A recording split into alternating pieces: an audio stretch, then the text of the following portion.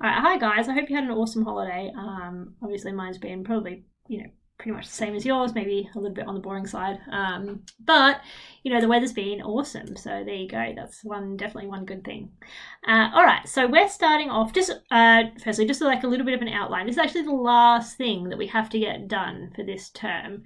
And after that, we're meant to be focusing on revision.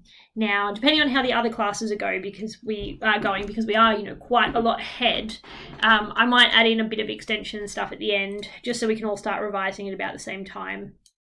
Or we might use that time to go over some stuff, maybe from the start of the year, like straight line graphs or anything that maybe you feel like you didn't understand so well at the beginning. Okay, so what we're looking at today, and this isn't going to take us very long at all, I don't think, maybe only a couple of lessons, is we're looking at properties of quadrilaterals. So we're going back to shapes and angles and other things that we've been talking about throughout the year already. Okay. Here is your heading and there's your date for today. And the first thing I want you to copy down in your books is that a polygon, that orange is too dark, we'll use green.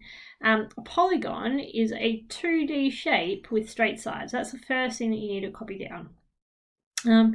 From there, we're going to just have a bit of revision and talk about some of the different polygons that we've looked at so far. So triangle, where you've got three sides that are all the same, and we know that because we've got those lines there. That's an equilateral.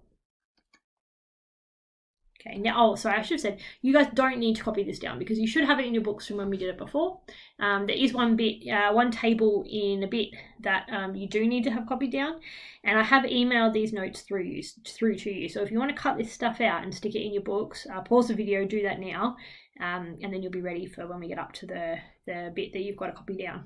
Okay, two sides are the same, to your isosceles, and three sides, none of them the same, scalene. Okay, now when we come to quadrilaterals, there's lots more different types of quadrilaterals that you can have, because by the nature of adding in just that one extra side, that means that there's so many different combinations of things that can be happening. So the first one, which you should be familiar with, is a square. And how do we know a square is a square? Well, it's got four sides and they're all equal. Next one is a rectangle. And rectangles are all 90-degree angles, still same as a square. So all the angles are the same, but in this case we've got two pairs of equal sides rather than four equal sides. Next one here, we've got a rhombus. Now rhombus, you've got four sides that are all equal in length, however the angles are not equal to each other, but they are parallel, so they are running at an equal angle to each other, but they're not all equal angles. Quadrilateral. The next one is a parallelogram, which is much like how a rhombus relates to a square, a parallelogram relates to a rectangle. So again, two pairs of equal sides, but different angles. And the way the angles actually work is this interior angle here, that would be equal to that exterior angle there. Okay, so those two are the same, and that's what makes them parallel. Okay, they're running at the same angle, so they're both increasing at the same angle. All right, next one is a trapezium, where you've got one pair of parallel sides, but none of the sides actually have to be equal at all. Next one is a kite. Okay, now kite is a bit like, kite's actually almost most similar to a rhombus, or even a rectangle where no, it's probably actually not that similar to any of them. I mean, you've got two pairs of equal sides. You've got one pair of slightly longer sides, one pair of slightly shorter sides, and those are equal in length. However, it's not like a rectangle where they're opposite each other. They're actually the sides that are next to each other. And the last one is what we call an arrowhead. Okay, and that's like a kite, but instead of having an acute angle, we've got a reflex angle that points inwards instead of an acute that points outwards. Okay, lovely. Obviously as well, we could just have, a quadrilateral whereby none of the sides are the same. Okay, and that's what we call an irregular. Okay, now you should remember as well from when we were looking at angles earlier on, sum of all the angles inside a quadrilateral is 360 degrees. And here's just some of the other shapes that we've looked at as well earlier on. All right, so from here there's this nice little table here that's showing you all the different types of quadrilaterals, except for irregular. I didn't bother with putting the irregular ones on there. Now, I would like you to either print this out and cut it in and put it in your books, or I would like you to just hand draw it in, okay? But you need all of the shapes, you need the names of the shapes, lines of symmetry, rotational symmetry, parallel sides, you need whether the diagonals are equal in length, and whether the diagonals are perpendicular. Okay, and we're just going to go through and either write something in each of these squares or tick and cross it or whatever. Okay, so first thing we're going to look at is lines of symmetry. So I'm just going to get my PowerPoint up, okay, because then we can use the some of the animations. Okay, so I'm remembering right from the start of the year, a line of symmetry is whereby if we like cut the shape down that line of symmetry and we folded it over, then you would have the exact same shape on each side of that line. So how many lines of symmetry does a square have? So a square has 1, 2, okay, 2 diagonals, 3 vertical, 4 horizontal lines of symmetry. Okay, grand total of 4. Rectangle, now rectangle has a vertical and a horizontal, but no diagonal, so 2. A trapezium, now trapezium's a little bit tricky. Trapezium can have 1 line of symmetry if you've got like a kind of pyramid shaped one like you do there, but a lot of trapeziums have no lines of symmetry. Okay, a kite has 1 straight down the middle. A rhombus has 2 across the diagonal. A parallelogram has none at all. An arrowhead has 1, and your irregular regular quadrilaterals have 0. Okay, so we're going to go through and put that in the table. If you want to, pause it and write it in. Otherwise, you can do it with me. No, I definitely want to discard that. Okay, so we'll put that in here. So square, 4 lines of symmetry. Rectangle, 2. Kite, 1. Rhombus, 2. Parallelogram, 0. Arrowhead, 1. Trapezium, 1 or 0. All right, next thing we're going to look at is rotational symmetry. So a rotational symmetry is if you turn it around, if you turn the shape around, how many times does it kind of line up with the starting point? So we're going to look at rotational symmetry again. I'm just going to turn my PowerPoint on. This is going to kind of, I've already given you the answers really, but we'll have a look at it. So with a square, you can rotate a square 4 times, and every single time the sides line up with the original starting lines. So you've got 4 rotational lines of rotational symmetry with a square. With a rectangle, okay, if we rotate it around, that's once, it's lined up with itself, twice back at the starting point again. So there's 2 lines of rotational symmetry with a rectangle. A trapezium, I think fairly obviously, there is no rotational symmetry at all. Okay, so nada, nothing. And same with, other types of trapeziums. Okay, still no rotational symmetry. A kite, again, if we spin it around, no rotational symmetry. A rhombus, okay, that's once matched up, twice it matches up. So rhombus has 2.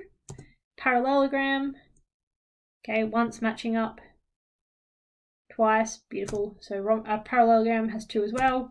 Arrowhead, I think pretty obvious once it gets back to the start. So there's going to be no rotational symmetry for a rhombus. And for an irregular, obviously no sides being equal, there's going to be no rotational symmetry there as well. Okay, so again, I want you to fill that in your table. So we're going to have 4, 2, 0. What was it? It was 2 for a rhombus. Parallelogram, 2. Arrowhead, 0. Trapezium, 0. Okay, so there's our rotational symmetry.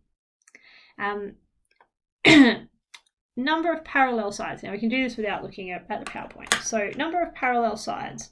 Oh, and sorry, I'm gonna change this on here. Yours will say number of pairs of parallel sides. because that's the important thing. They need to be pairs to be parallel. So with a square, we have two pairs of parallel sides because the horizontal and the vertical run parallel to each other. Rectangle, two pairs of parallel sides as well. Kite, you've got no pairs of parallel sides. Okay, they do not run, none of these sides run parallel to each other. And we can tell that because they all meet up at points. And if they were parallel, they would never meet up. But if you imagine if we extend this line down here and we extended this one, they would meet, so they can't be parallel. Okay. A rhombus has, same as a square, has two pairs of parallel sides. Okay, the top ones and the bottom ones are both, the horizontal and the vertical ones are parallel pairs to each other. Parallelogram has two as well. Arrowhead has none, and trapezium has one, but there's a special case for a trapezium where there's two, and we're going to talk about that in a second. So I'm going to say mostly one, sometimes two. I'm just going to put that in brackets. Okay. Now the next one, are the diagonals equal in length? And then we have a special word for equal in length in maths called bisect, which means cut in half. So if you cut something in half, that means that you've got a bisect. So we are going to do this bisect. So again, I'm going to show you on my PowerPoint. So here's and then we're also going to use this to do the angles as well. So if we put diagonals through a square, okay, hopefully you can see that where that both of these diagonals, when they meet, the point where they meet, that would cut both of those lines in half. Okay, so you would have an equal distance on this side of the diagonal as you do on this side, and on this side, and this side. Okay, so all of those lines are equal.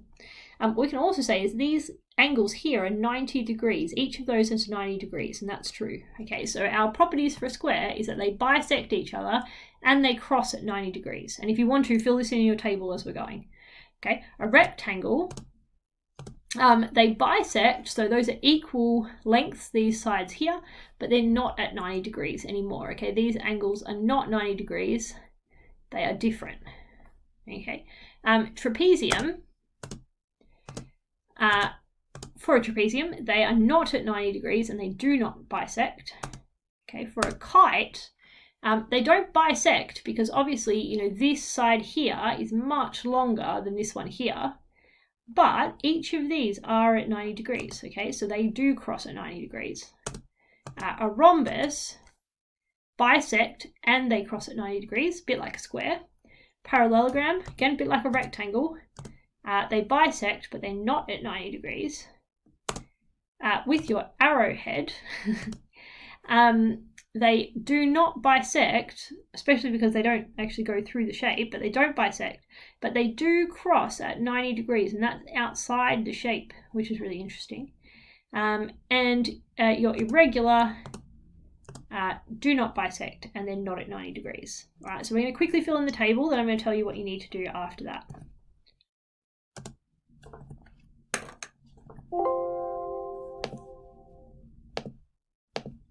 Okay, so I'm just going to do ticks or crosses for this one. Okay, so they bisect and they are perpendicular. Okay, they do bisect, but they are not perpendicular.